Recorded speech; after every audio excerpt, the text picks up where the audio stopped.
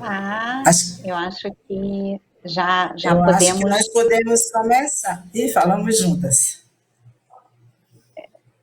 Pois não, Jane, começa você, minha amiga. Tá bom, então.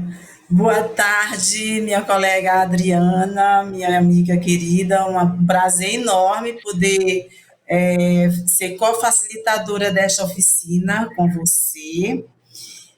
Boa tarde, todos e todas colegas que estão participando desta oficina sobre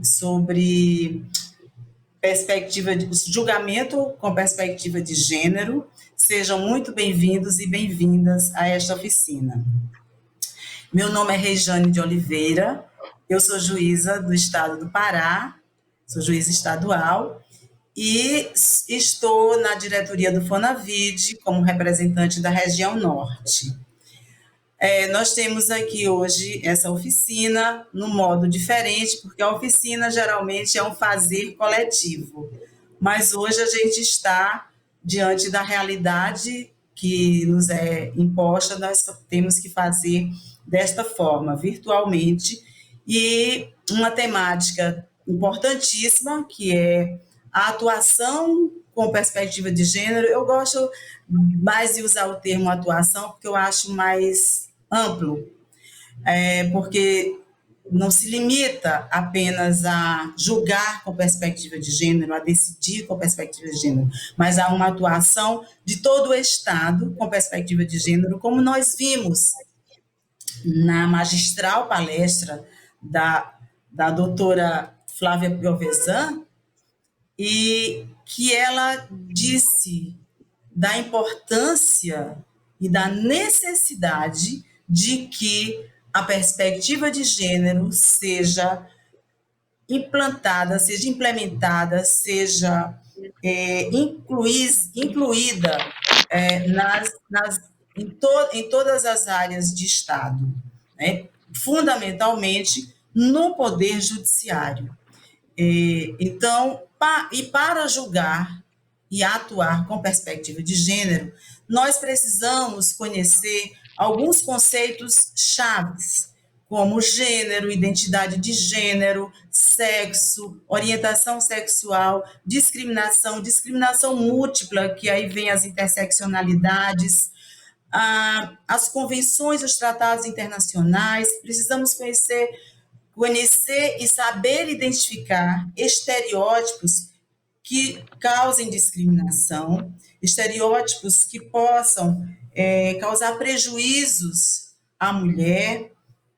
E, para isso, nós precisamos nos capacitar para conhecer as questões de gênero, as questões de raça, de etnia, todas essas questões, e atuar e ter o compromisso. Nós temos um tempo muito curto aqui para falar sobre esse tema. Nós temos apenas 45 minutos, mas nós vamos tentar trazer aqui algumas informações para que, ao final, nós possamos sair daqui com o compromisso de que iremos atuar, sim, com perspectiva de gênero, porque é um dever do Poder Judiciário cumprir as convenções internacionais.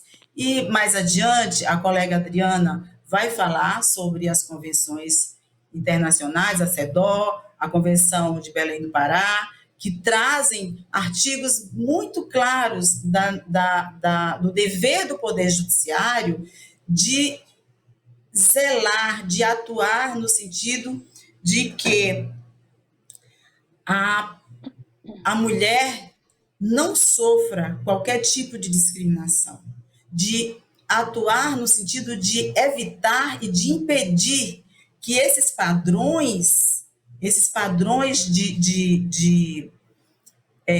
que discriminam, que fazem perpetuar a cultura do patriarcado, do machismo, das discriminações raciais, e que violam os princípios da igualdade e os princípios da não discriminação, e o princípio da não discriminação, nós temos o dever de atuar de forma a impedir isso. Eu nós vamos, depois que a Adriana se apresentar, nós vamos passar um vídeo muito curto, mas só para mostrar um pouco sobre essa questão dos estereótipos. E depois a Adriana vai também falar sobre os estereótipos que nós precisamos identificar esses estereótipos para que nós possamos, ao identificar, nós possamos afastar das nossas decisões. Então, é preciso que nós só podemos fazer isso se nós conhecermos. E nós temos que ter, antes de tudo, consciência de que somos juízes e juízas inseridos numa sociedade que é estruturalmente machista, racista, patriarcal. Se ela é estrutural, ela nos estrutura. Então, nós também levamos essas questões para dentro da nossa instituição, da nossa instituição especificamente, o Poder Judiciário, e para as nossas práticas. O discurso judicial está recheado de preconceitos, discriminação, de estereótipos. Então, eu vou passar agora para a colega Adriana se apresentar também e fazer uma breve consideração. Boa tarde, queridas amigas e amigos. É um prazer estar aqui nesse 12º Fonavid virtual, tão importante para nós que atuamos, né, no combate, ali no enfrentamento à violência contra a mulher. Cumprimento a minha colega Rejane, do estado do Pará, minha amiga, também formadora da Infam em questões de gênero, uma parceira realmente do Fonavid. Cumprimento também a nossa querida presidente Jaqueline Machado e todos e todas as colegas que atuam nos juizados de violência doméstica nesse Brasilzão aí que estão nos assistindo nesse momento. Sabemos que estamos ali em torno de 170, 180 colegas nos assistindo. Cumprimento também toda a equipe multidisciplinar, estava assistindo um painel anterior, a oficina anterior. Cumprimento todas as psicólogas, assistentes sociais e componentes das equipes multidisciplinares e servidoras e servidores e toda a sociedade civil que esteja aqui nos assistindo. Eu sou Adriana Bello, como vocês já devem estar vendo aí no visor. Eu sou juíza do estado do Rio de Janeiro, atuo aqui no primeiro juizado de violência doméstica e familiar desse estado e também atuo na formação inicial e continuada de juízas e juízes na temática de violência e gênero e também direitos humanos. Então, é um prazer participar dessa oficina, né, do julgamento com perspectiva de gênero, porque esse é o dia a dia de quem atua aí né, nessas varas especializadas de violência doméstica, mas que também, como a Rejane comentou, na verdade, ao invés de se julgar com perspectiva de gênero, o mais adequado seria atuar com perspectiva de gênero, realmente, né? Como a Rejane também comentou, o Brasil, ele ratificou vários tratados e convenções de direitos humanos das mulheres.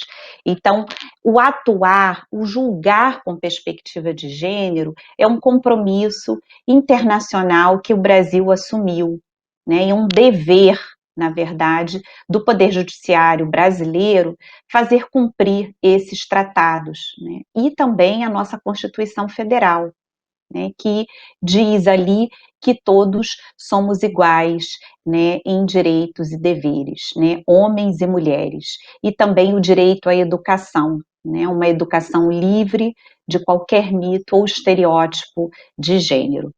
Dentre as convenções mais importantes, né, que nós temos, a gente ainda vai tratar sobre isso, mas eu destaco em primeiro lugar a Convenção sobre a Eliminação de todas as formas de discriminação contra as mulheres.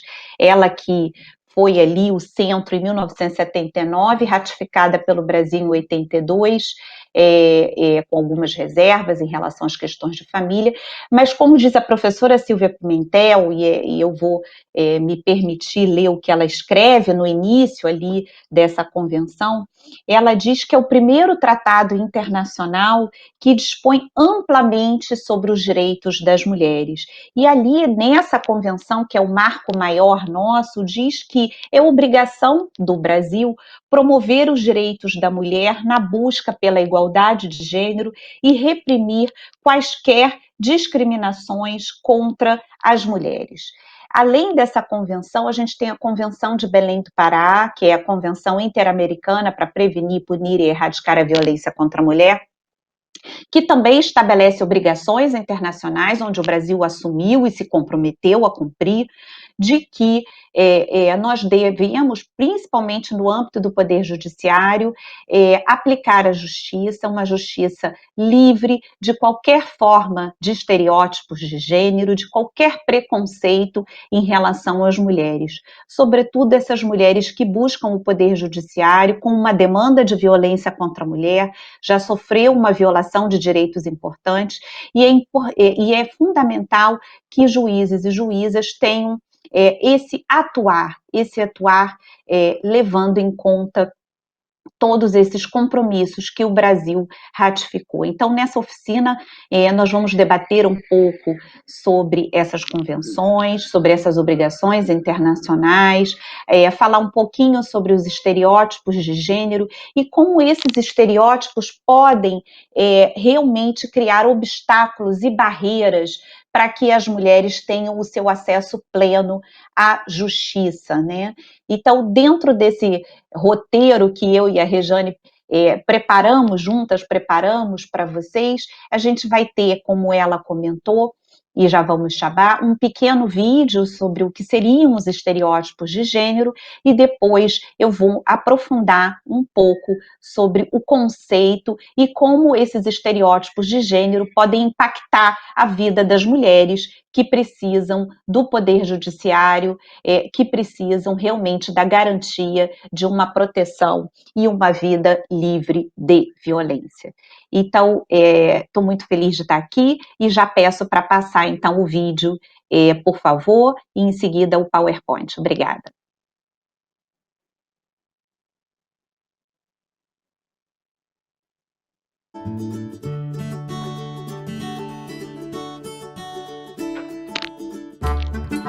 La noción de estereotipos de género está articulada con la noción de inequidad de género, la cual considera a las mujeres débiles e inferiores al hombre. Son creencias que tienen el propósito de adoctrinar a los miembros de una sociedad acerca de la forma en que mujeres y hombres piensan, sienten y se comportan.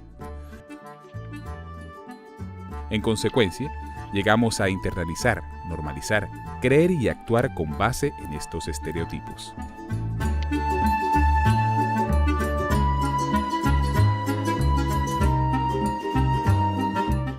En las prácticas cotidianas se espera que los hombres sean lógicos, independientes, valientes, cualidades que les son inculcadas desde la infancia, mientras que las mujeres se consideran ilógicas, pasivas, temerosas, afectivas y preocupadas por los asuntos domésticos. Tradicionalmente, el lugar natural de las mujeres es el hogar, y allí deben permanecer para cuidar de los hijos y la casa. En consecuencia, las mujeres ven reducidas sus oportunidades laborales con respecto a los hombres, y si acceden al mercado laboral, lo harán con responsabilidades, salarios y cargos menores. Se espera que las mujeres tengan trabajos como maestras, enfermeras, secretarias y bibliotecarias, ocupaciones alejadas de las ciencias y las ingenierías, que se consideran disciplinas superiores y exclusivas para los hombres. Expresiones cotidianas como confío más en un hombre doctor o mecánico refuerzan este supuesto. En cuanto a su apariencia física, se espera que las mujeres sean más bajas, delicadas, pequeñas y estilizadas que los hombres.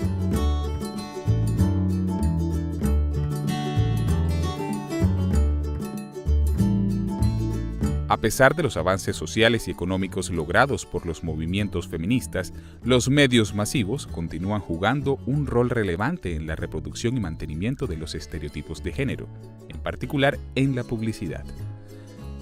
En numerosas ocasiones, las mujeres son representadas en el ámbito de lo doméstico y lo privado, muchas veces como seres emocionales y físicamente vulnerables.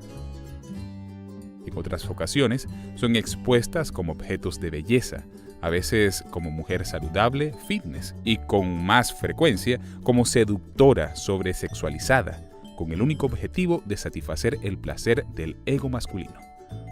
Por otro lado, se reafirma la imagen del varón fuerte, atractivo, exitoso y seductor, en contraposición con el hombre que aparece promocionando productos del hogar, un ser domesticado y poco deseable para las mujeres.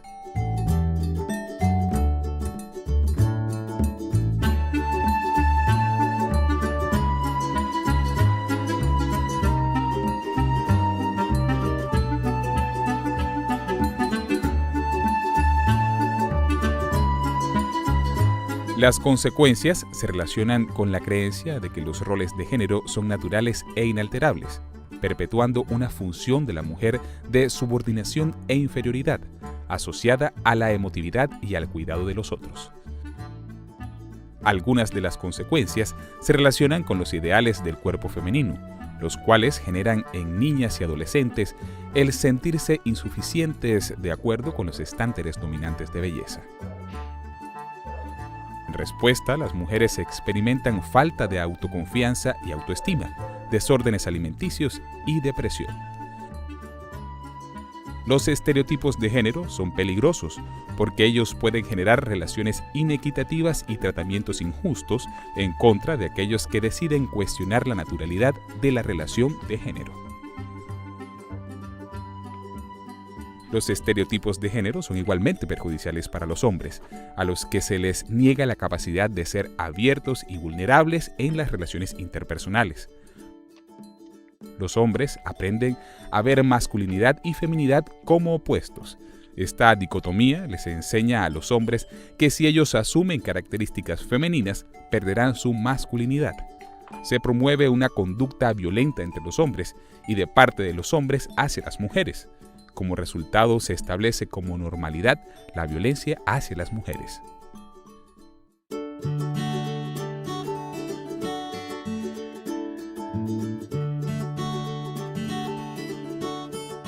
Se trata de entender que si los roles de género son socialmente construidos, pueden ser igualmente deconstruidos. Uno de los primeros pasos es cuestionar los estereotipos de género en la recreación de las representaciones mediáticas de género. Se trata de crear nuevas representaciones en las que las mujeres son representadas como autónomas, fuertes e independientes, tanto en la esfera de lo público como en lo privado. Mujeres atletas, altas ejecutivas. Se trata también de hacer nuevas representaciones de hombres que consiguen y aceptan empleos por salarios menores, que se desempeñan en roles masculinos no tradicionales, como enfermería, o prefieren quedarse en la casa al cuidado de los hijos.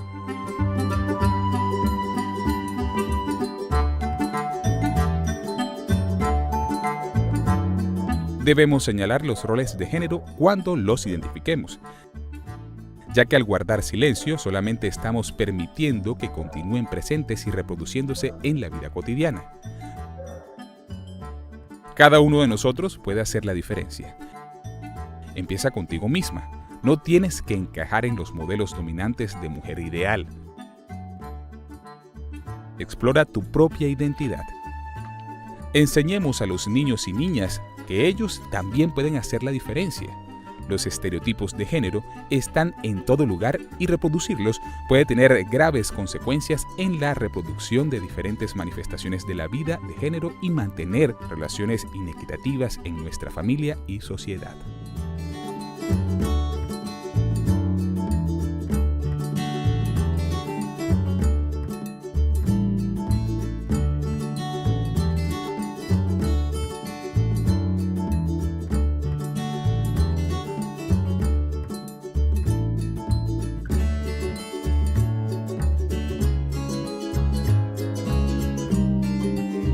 Ok, podemos então encerrar.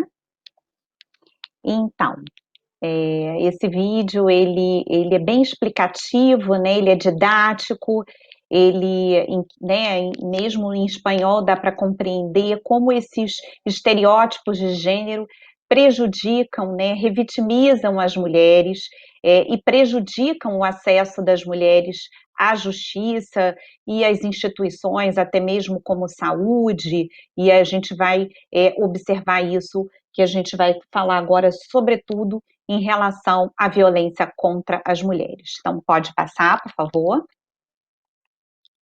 Então, os mitos e estereótipos de gênero, eles afetam homens e mulheres, né? A gente acha que só as mulheres, mas como o próprio vídeo explicou, os homens também são prejudicados, até mesmo com aquele estigma, homem não chora, né? O homem gosta apenas de esportes violentos ou esportes como futebol, luta, né? E na verdade isso também prejudica os homens, né?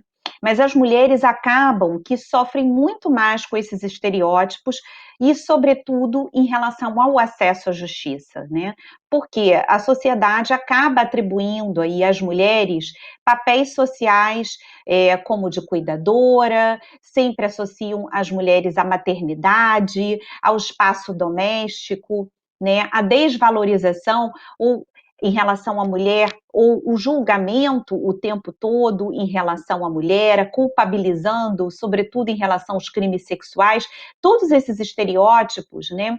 A desvalorização da fala da mulher em audiência, o comportamento que a sociedade espera para essa mulher, isso pode reproduzir até mesmo quando a gente vai julgar, nas perguntas que fazemos em audiência, nas decisões que proferimos, né? Porque nós, juízes e juízes, a gente vem dessa sociedade, né? A gente é fruto disso tudo, né? Se a gente vive uma sociedade, como a Rejane falou, estruturalmente machista e patriarcal, isso também acaba, de alguma forma, passando para o Poder Judiciário no momento ali do julgamento e da sua atuação no dia a dia. Então, cabe ao Estado brasileiro e a nós, enquanto Poder Judiciário, eliminar esses estereótipos e promover uma educação que realmente entenda que homens e mulheres têm direitos iguais e que elas devem viver uma vida livre de discriminação e preconceito. Quando o Estado ele não cria esse mecanismo, ele não oferece esses mecanismos para eliminar esses estereótipos de gênero, aumenta um clima de impunidade em relação às violações dos direitos das mulheres. A gente vai passar para o slide seguinte, onde a gente vai também tratar, né, sobre alguns exemplos específicos. Mas esse termo estereótipos de gênero, como eu já falei, é genérico, né? Serve para homens e mulheres. O seu significado ele é fluido e ele vai mudando com o tempo, através da cultura e sociedades. O que é um estereótipo de gênero hoje pode não ser daqui a 20 anos, pode não ser daqui a 50 anos. Por exemplo, as mulheres como cuidadoras primárias, né? A entrega da filha no dia do casamento, por exemplo, né? Culturalmente existe isso, geralmente o pai leva a mulher ao altar e ali passa do pai para o homem, para o marido. Isso é uma cultura atual, pode não ser mais relevante daqui a 50 anos, né? Isso passa como se a mulher passasse da mão de um homem para o outro, como se ela não tivesse capacidade de autonomia e determinação, né? Remete também àquela situação de posse e propriedade. Pode passar. Para a Rebecca Cook, que a gente vai indicar como leitura, não sei se já foi disponibilizado como material de apoio dessa oficina, tem um livro dela super interessante sobre os estereótipos de gênero. E ela faz uma analogia muito interessante em relação a médico, né, quando vai tratar uma enfermidade, né? Para você tratar os estereótipos, você primeiro precisa reconhecer, identificar como esses estereótipos prejudicam as mulheres, para aí, então, a gente tentar eliminá-los. É igualzinho, ela faz essa analogia que eu achei super interessante no artigo dela, eu recomendo todo mundo que opera o direito ler, né? E como esses estereótipos de gênero prejudicam as mulheres no acesso à justiça. Pode passar. Estudos já realizados, né, sobre o modo e grau de incidência dos chamados preconceitos sexistas, especificamente nos Estados Unidos, né, que tem muitos estudos sobre isso lá, revelaram que as mulheres, enquanto grupo social, elas são muito mais atingidas por mitos e preconceitos e estereótipos contidos nas leis e também nas mentes dos juízes e juízas, né? A gente até ao comentar, por exemplo, grande parte das mulheres ali não fazem parte daquele happy hour após o trabalho, né? Onde os homens saem ali para tomar a sua bebida, a sua cerveja, o seu vinho. Em grande parte as mulheres são alijadas desse tipo de evento. Isso tudo vai contribuindo para que ela não tenha espaço, inclusive nos cargos das empresas, nas comissões, porque ela não faz parte daquele clube, digamos assim, do bolinha, né? Isso, de alguma forma, também reflete nos crimes sexuais, porque existe o mito de que a mulher, por exemplo, que não queira ser estuprada, que ela conseguiria reagir fisicamente contra o seu estuprador e agredi-lo, quando na realidade sabe-se que grande parte das mulheres, quando sofrem violência sexual, não conseguem reagir, ficam paralisadas. A neurociência está aí para nos explicar sobre isso, né? Então, existe esse mito de que a mulher aceitou, consentiu com a violência sexual, porque não há sinais ou vestígios de violência aparente no seu corpo. Isso sabe-se que as mulheres têm reações diferentes, né, que nem todas as mulheres reagem da mesma forma. Por exemplo, existe também o preconceito em relação à roupa que essa mulher vítima de violência sexual estava usando no dia do crime. E também existe um estereótipo de que aquele estuprador digamos assim, é um tarado, né? É um psicopata, quando a experiência demonstra que, por regra, nos deparamos com um homem sem qualquer patologia mental, né? E ele, muito ao revés, é inserido plenamente na sociedade e ainda tem aí, é um bom homem, é um trabalhador, né, ou é um profissional exemplar, portanto, jamais praticaria um ato de violência sexual, quando a gente sabe que grande parte dos violadores e dos agressores sexuais realmente são pessoas e homens comuns. Então, isso está até num artigo que eu peço para todos lerem, da desembargadora de Portugal, Maria Tereza Féria de Almeida, julgar com perspectiva de gênero. Ela faz essa interrogação, o porquê, né? Pode passar. Adriana, Pois não? com licença, um minutinho. Esse material da Juíza de Portugal está disponibilizado. Agora, eu só quero lhe dizer, Adriana, que nós só temos mais 15 minutos. E nós temos muita coisa. Tá. Então, eu queria lhe fazer uma provocação, que é a seguinte. Por que nós temos que julgar com perspectiva de gênero? Né? Por quê? E aí eu vou lhe trazer aqui a questão, duas questões aqui. Uma é que o quinto da CEDAW, que o Brasil é signatário, que você já falou, diz que os Estados partes tomarão todas as medidas apropriadas, e na linha A diz o seguinte: modificar os padrões socioculturais de conduta de homens e mulheres com vistas a alcançar a eliminação de preconceitos e práticas consuetudinárias e de qualquer outra índole que estejam baseados na ideia da inferioridade ou superioridade de qualquer dos sexos ou em funções estereotipadas de homens e mulheres. E o artigo 6º da Convenção de Belém do Pará, você já até falou nas suas considerações iniciais, sobre o direito de toda mulher a ser livre de violência, que abrange, entre outros, o direito da mulher a ser livre de todas as formas de discriminação e o direito da mulher a ser valorizada e educada, livre de padrões estereotipados de comportamento ou de comportamento e costumes sociais e culturais baseados em conceitos de inferioridade e subordinação. Então, como nós temos muito pouco tempo, eu já trago aqui essas duas questões, desses dois importantíssimos instrumentos internacionais e que nós temos que nos acostumar a utilizar nas nossas práticas cotidianas, fazendo o controle de convencionalidade. E aqui tem o fundamento jurídico de que nós precisamos julgar com perspectiva de gênero. E aí, como eu costumo dizer, mais que julgar, atuar para impedir que se perpetue essa cultura que se perpetue esses estereótipos que levam à discriminação da mulher e que levam à violação desses princípios de igualdade e de não discriminação.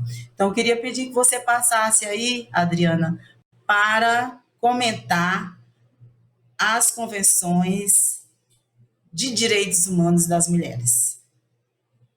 Obrigada, Rejane, por me lembrar disso. É muito importante a gente ter em mente quando vai julgar, quando vai atuar, que, como eu já falei, o Brasil ratificou a Convenção da CEDAW, que é para eliminar, né, a discriminação contra as mulheres, e a CEDAW, ela emite recomendações através do comitê.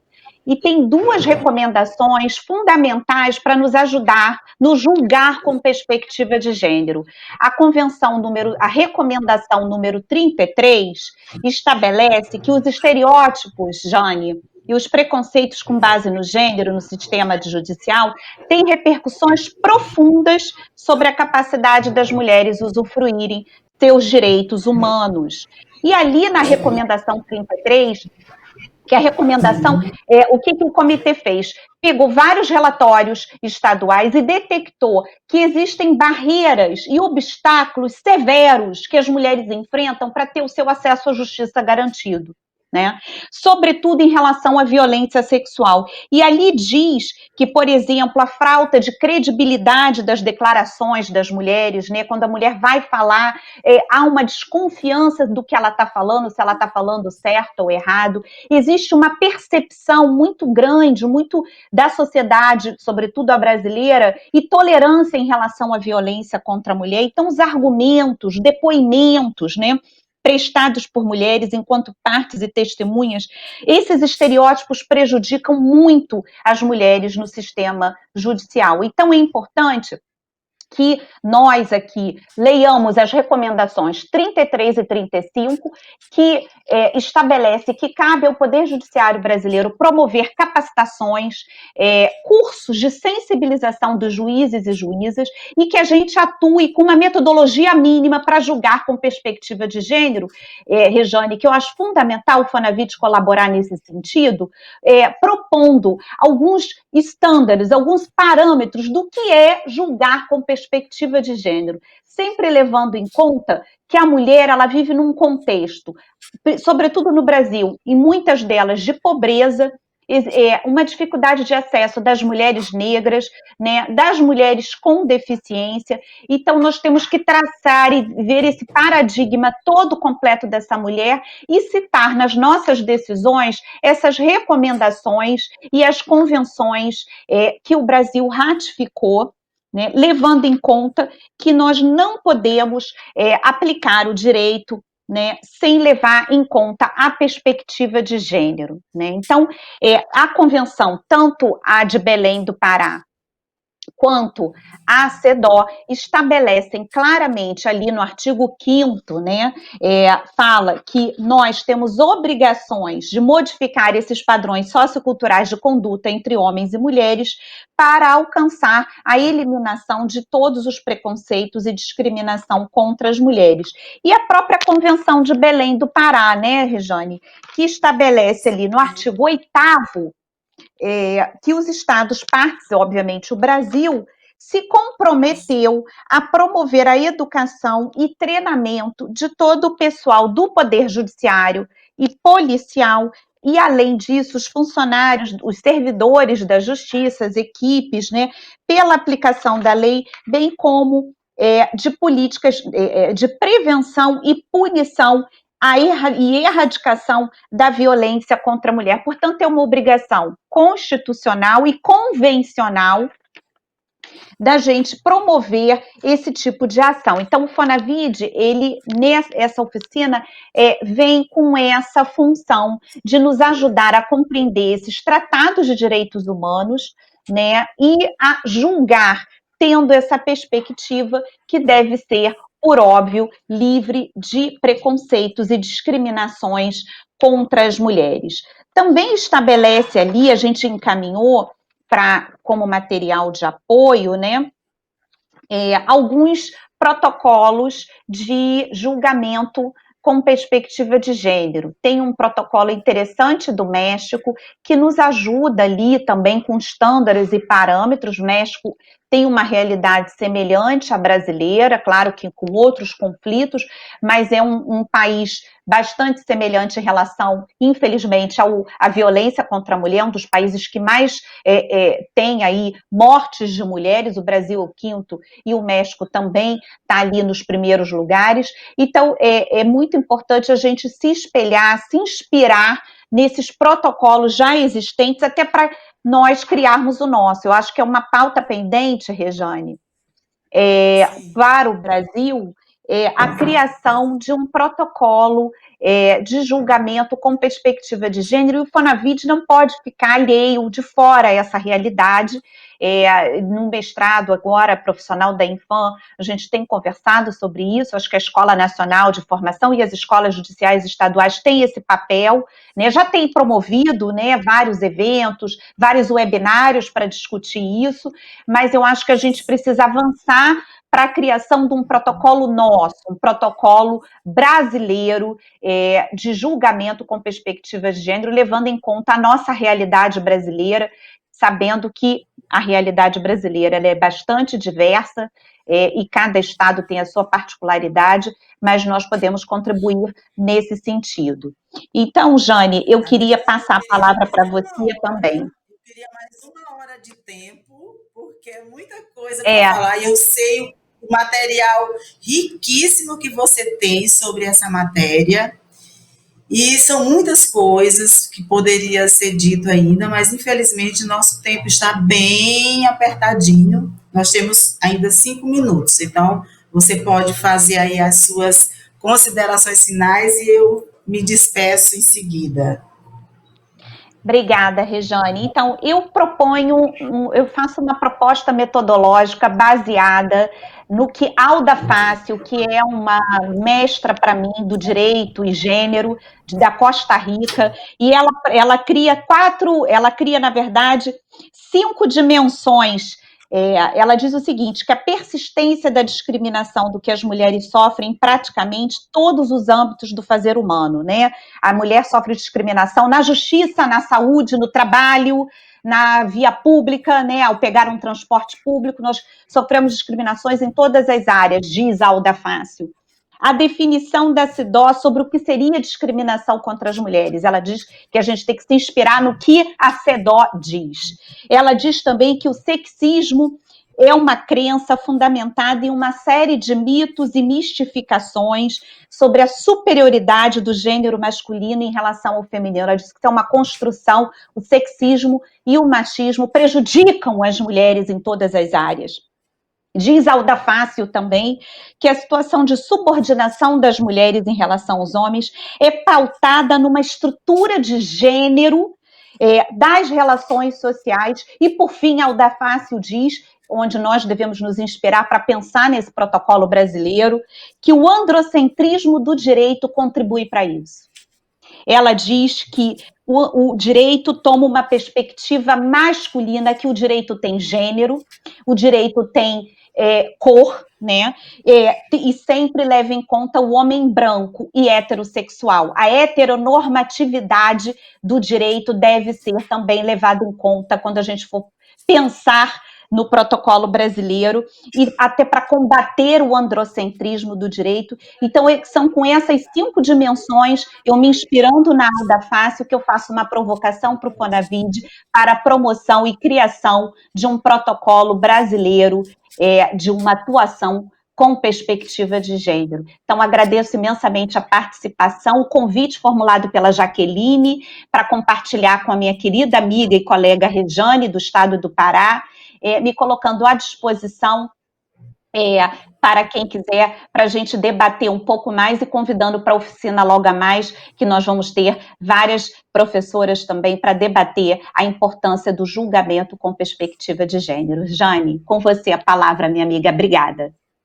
Obrigada, querida Adriana. Bom, eu concordo com essa provocação que a Adriana faz ao Fonavide e acho que tem que estender isso ao CNJ para que se inspire na Suprema Corte do México, que tem um protocolo de julgamento com perspectiva de gênero.